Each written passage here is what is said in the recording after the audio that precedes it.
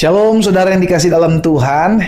Hari ini kita akan sama-sama kembali merenungkan firman Tuhan, karena kita percaya dasar hidup kita, pondasi hidup kita untuk kita kuat menghadapi segala sesuatu, berharap menghadapi segala ujian pergumulan cuman karena firman.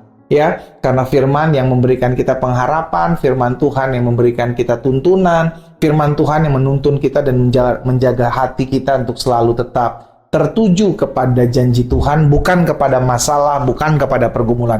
Betul, pergumulannya masih ada, tapi ketika kita dengar firman Tuhan, kita diingatkan bahwa pergumulan masalah kita bukan akhir hidup kita. Masih ada Tuhan kok, masih ada solusi, masih ada jalan keluar, masih ada Tuhan Yesus. Dan Alkitab katakan Tuhan Yesus tidak pernah berubah, dulu, sekarang, dan sampai selama-lamanya. Dimanapun Bapak Ibu Saudara berada, hari ini kita akan sama-sama kembali merenungkan firman Tuhan.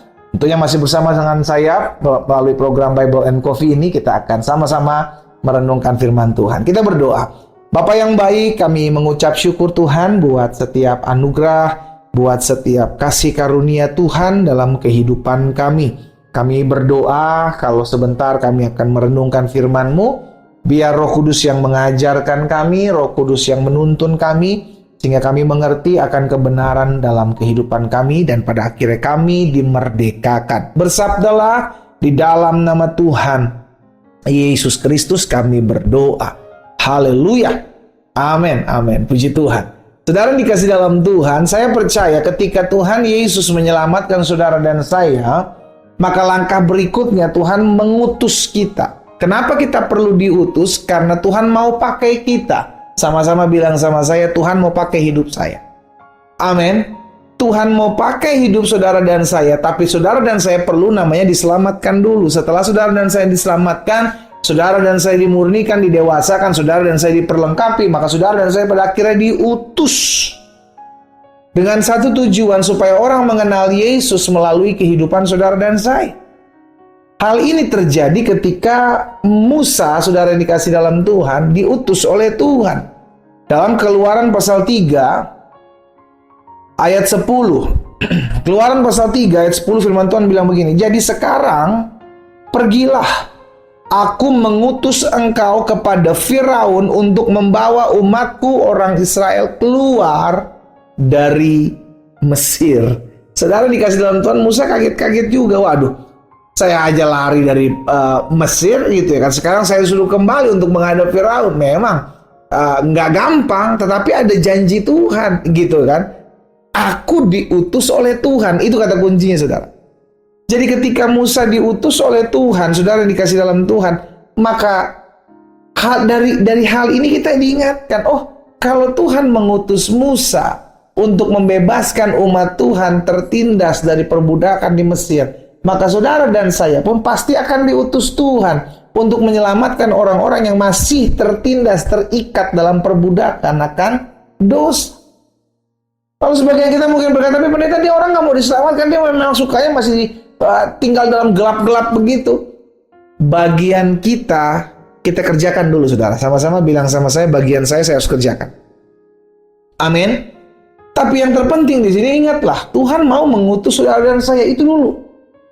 Ketika kita diselamatkan, maka kita siap diutus dengan satu tujuan, supaya banyak orang mengenal Yesus dari perbuatan baik saudara dan saya, supaya orang diselamatkan oleh anugerah kemurahan Tuhan ketika dia diperkenalkan dengan juru selamat yang bernama Yesus Kristus itu. Kita yang memperkenalkan dengan cara hidup kita yang berkenan kepada Tuhan, kita yang memperkenalkan dengan keseharian kita di hadapan mereka, kita perkenalkan. Amin saudara. Sehingga akhirnya kita tahu, oh segala sesuatu yang Tuhan mau dalam kehidupan kita, kita bermultiplikasi, kita berbuah, kita menghasilkan sesuatu dengan satu tujuan, untuk kerajaan surga. Ya, dan yang Tuhan cari adalah buah, gitu loh. Jadi jangan sampai kita didapati Tuhan, udah diselamatkan, terus kita hidup buat diri kita sendiri. Kita nggak ngelakuin apa-apa untuk pekerjaan Tuhan. Kita nggak buat apa-apa untuk kemajuan pekerjaan Tuhan. Kita nggak buat apa-apa agar setiap jiwa-jiwa diselamatkan. Saudara, kita diselamatkan itu ada tujuan.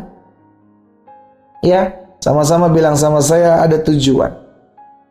Itu sebabnya saya pelajari, yang pertama kita mesti ingat, ketika Tuhan selamatkan hidup saudara dan saya, maka yang pertama, jadilah perpanjangan tangan Tuhan di muka bumi. Udah dulu. Maksudnya apa jadi perpanjangan tangan Tuhan, pendeta? Tuhan mau agar orang-orang mengenal Tuhan melalui hidup saudara dan saya. Itu dong. Bagaimana orang bisa mengenal Yesus kalau dia belum pernah ketemu dengan Yesus? Bagaimana seorang bisa memperkenalkan satu produk kalau produk itu sebelumnya tidak pernah ada yang mengiklankan? Nah, saudara dan saya adalah iklan berjalan. Makanya kalau kita katakan, kamu adalah surat yang terbuka yang dapat dibaca oleh semua orang. Jadi yang pertama, jadilah perpanjangan tangan Tuhan. Tuhan mau agar orang-orang datang sama dirinya melalui hidup saudara dan saya. Karena itu miliki prinsip dalam hidup ini. Jangan sampai jadi batu sandungan buat orang lain. Ya. Tapi jadilah orang berkat. Banyak orang boleh mengalami perjumpaan dengan Tuhan. Lalu hidupnya, yang ngaku orang percaya, ngaku anak Tuhan, tapi kelakuan beda-beda tipis dengan si jahat, saudara. Jangan. Ya, kita mau jadi perpanjangan tangan Tuhan. Karena itu jadilah teladan, jadilah contoh. Orang bisa melihat Yesus dalam hidup saudara dan saya. Yang kedua, karena kita mau diutus oleh Tuhan, maka perkenalkan Kristus di dalam setiap aspek kehidupan kita.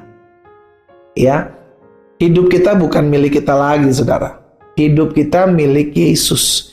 Berarti udah gak ada lagi waktu untuk kita bermain-main dengan keegoan kita. Me, myself, and I. Saya, dan saya. Ini about Jesus. Ini semua tentang Yesus. Ya, kita diselamatkan, maka kita harus memperkenalkan Kristus supaya orang yang belum mengenal Kristus juga akhirnya terselamatkan oleh karena apa yang kita bawa, saudara. Amin. Dan yang ketiga, yang terakhir, karena kita siap diutus Tuhan, maka engkau harus siap untuk menolong orang lain. Ya.